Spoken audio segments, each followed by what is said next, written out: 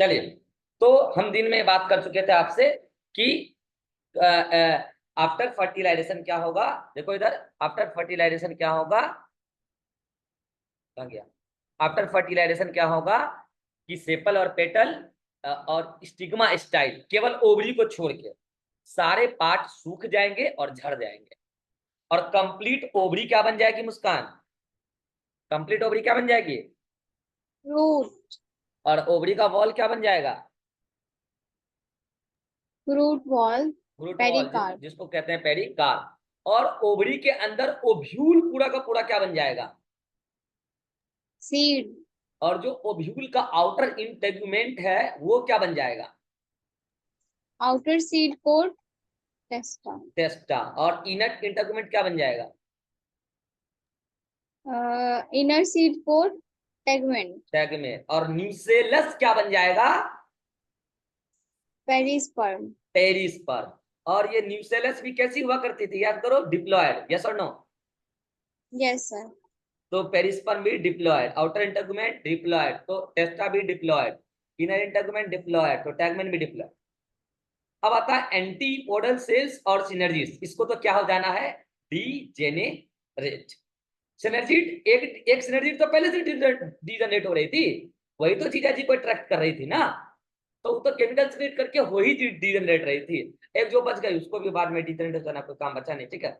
अब आया egg cell, जो कैसी थी? हैप्लॉयड। वो इनर मेल गैमेट के साथ फ्यूज होकर क्या बना बना देगी? जायगोट। तो जायगोट क्या होगी, बोलो मुस्कान? डिप्लॉयड या हैप्लॉयड? डिप्लॉयड। डिप्लॉयड। और जायगोट क्या बनाएगी, बोलो? Zygote forms embryo. एम्ब्रायो। अब एम्ब्रायो तो मल्टी सेलुलर स्ट्रक्चर है, यस और नो? लेकिन उस मल्टी सेलुलर स्ट्रक्चर में हर सेल का प्लैडी लेवल क्या होगा Muskaan? Diploid. Diploid. each cell of embryo, each cell of embryo is equals to क्या? हैप्लॉयड या डिप्लॉयड? डिप्लॉयड। डिप्लॉयड। या मल्टी सेलुलर है, लो यहाँ पे लिख लो चाहो तो। जैगोट कैसा है, बोलो शुभम? जैगोट कैसा है? Unicellular. और ये डिवीजन करके क्या बनाता है? एम्ब्रायो। और एम्ब्रायो कैसा है, बोलो? Multi cellular.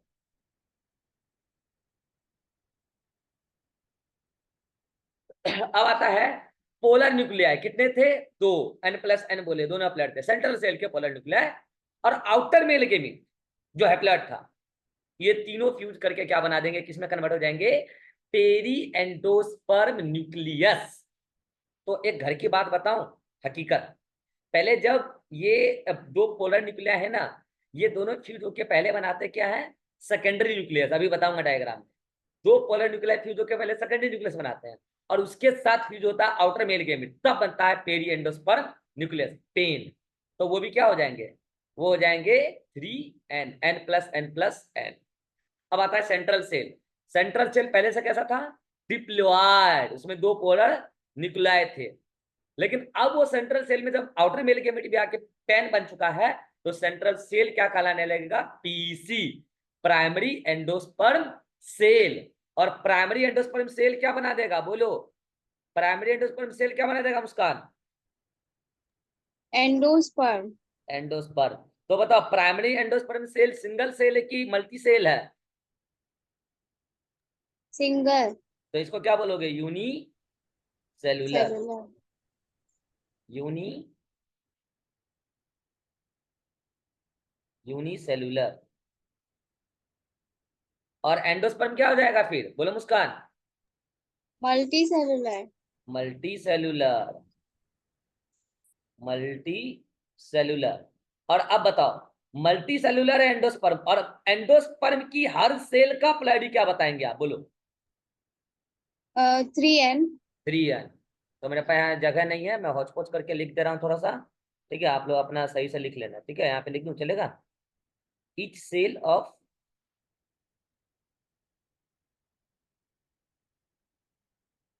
Each cell of what? Endosperm, it's cell of endosperm, endosperm. बताओ मुस्कान क्या होगा? 3n। 3n यानी कि ट्रिप्लॉइड। यहां तक क्लियर है Shubham? Yes sir. Muskaan, yes sir. ये सबसे क्वेश्चन आएगा बार बार, कैसे लिए बता रहा हूं, ये सबसे एक एक पॉइंट से एक एक क्वेश्चन बनेगा, ठीक है। अब देखो, फॉलोइंग डबल फर्टिलाइजेशन, यानी कि देखो क्या बोल रहा है, following double fertilisation that is after double fertilisation, यानी कि बाद में।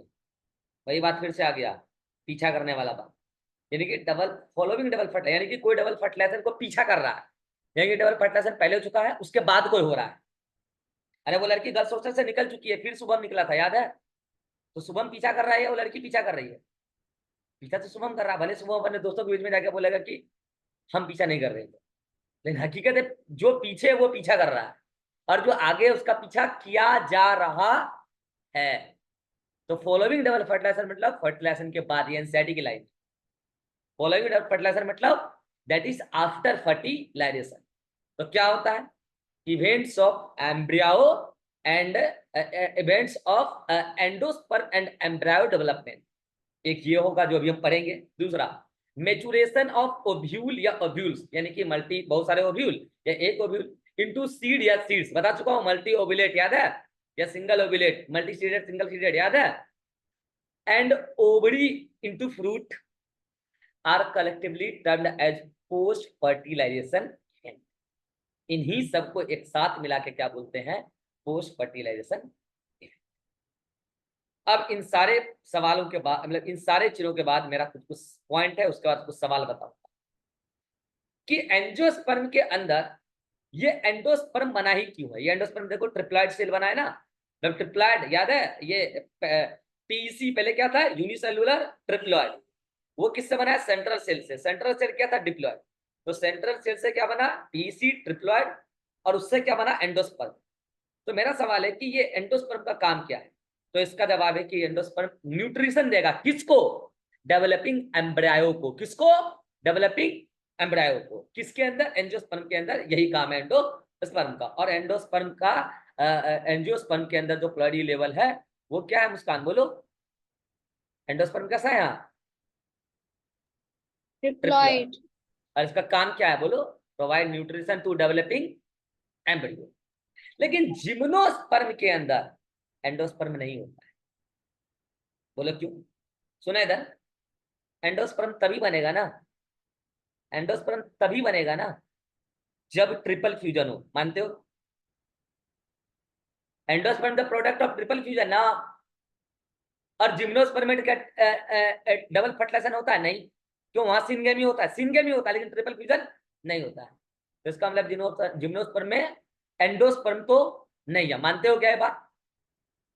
लेकिन जिम्नोस्पर्म के अंदर जो फीमेल गैमेटोफाइट है, यानी कि एम्ब्रायो सैक की बात कर रहे हैं, ओव्यूल, तो फीमेल गैमेटोफाइट ही न्यूट्रिशन देती है किसको?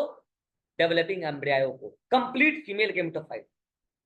अच्छा इधर सुनो, इधर ये यहाँ ये डायग्राम देखो, ये डायग्राम देखो, ये वाला diagram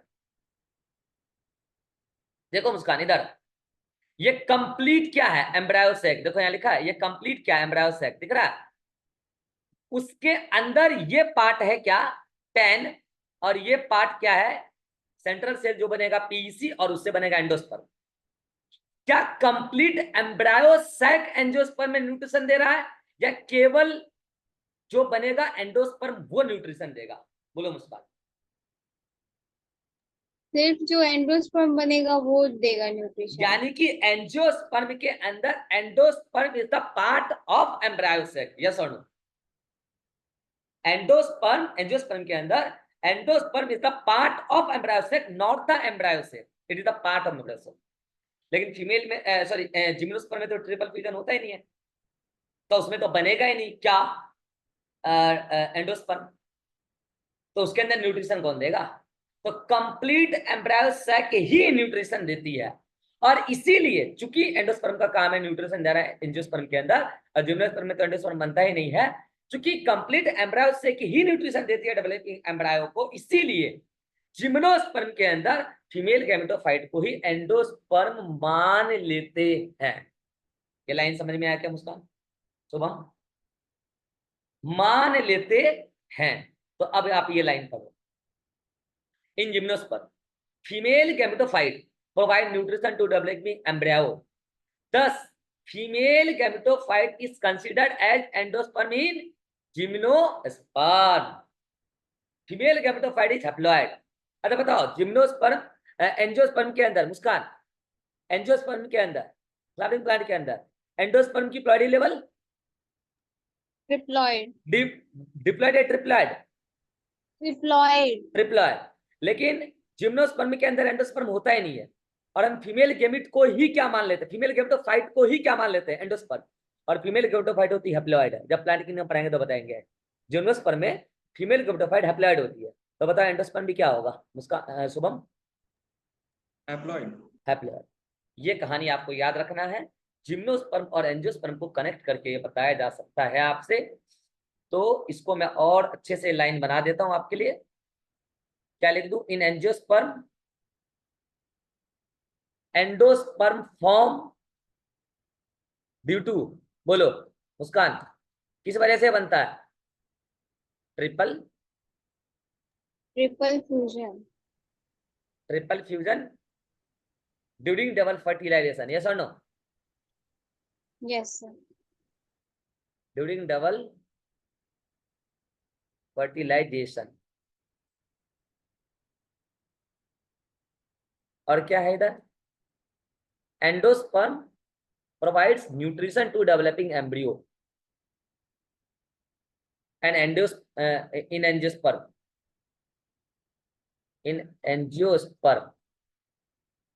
and endosperm is triploid in angiosperm। ये तीनों पॉइंट क्लियर है? अब आ जाओ इस जिम्नोस्पर्म। इन जिम्नोस्पर्म पहला लाइन लिखो, endosperm is absent. Muskan reason बताओ।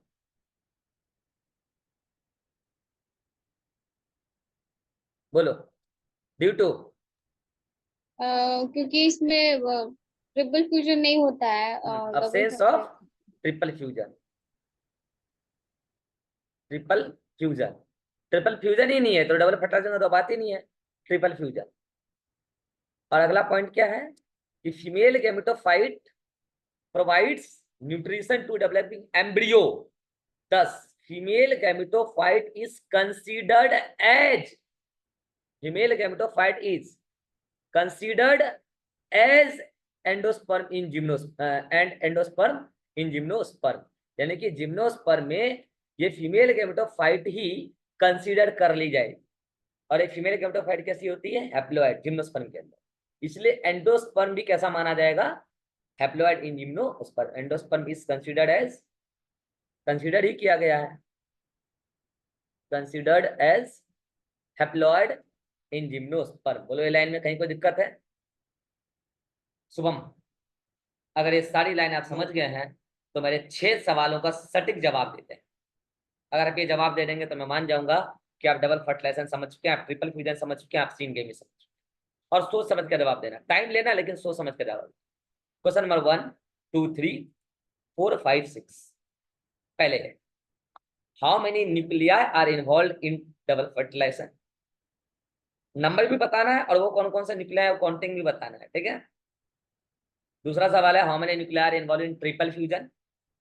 और अगला है, how many nuclei are involve in syngamy. अगला सवाल, how many gametes are involve in double fertilisation. Double fertilisation की बात की है।